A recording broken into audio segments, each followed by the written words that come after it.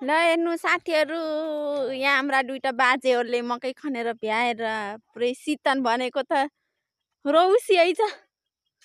अलिअलि रौसी खाने अनि यत्रो पाटो थियो 2 घन्टा नबित्दै भ्याइसकेछ। ल हेर्नुहोस् मकै राम्रै छ, यहाँको झन् राम्रै छ मकै त। यस्तो गजब छ मकै हेर्नु। पाटो चाहिँ ठुलै थियो। मकै खनेर 6 बजेतिर मेलामा आए जस्तै मान्थे। अहिले त पुरै सकिसकेछ त हौ मेलो त। यस्तो मजाले खनेको रहेछ, सजिलो रहेछ नि त मकै खन्न, सजिलो रहेछ नि त। के च्यात्तै हो ए के छोएपछि नारायण घाट हो ए।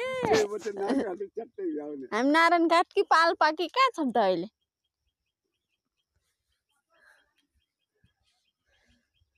ए उता आमाले मकै मिलाउँदै मकै खन्दै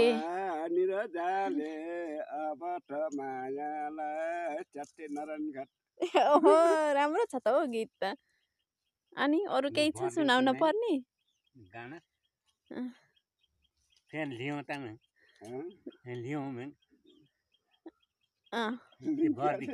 मैले भरिदिएँ के,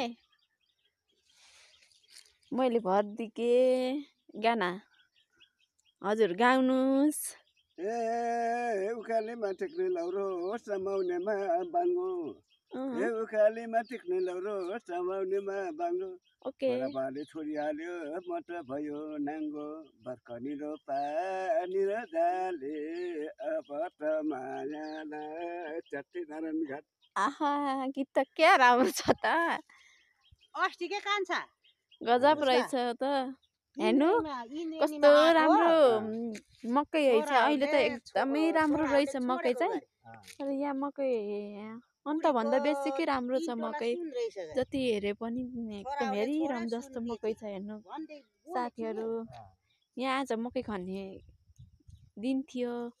बिहानै उतिखेर 5 जना आउनुहुन्थ्यो अरे, अहिले 3 जना आउनुहुन्छ। तर सकिसकेछ।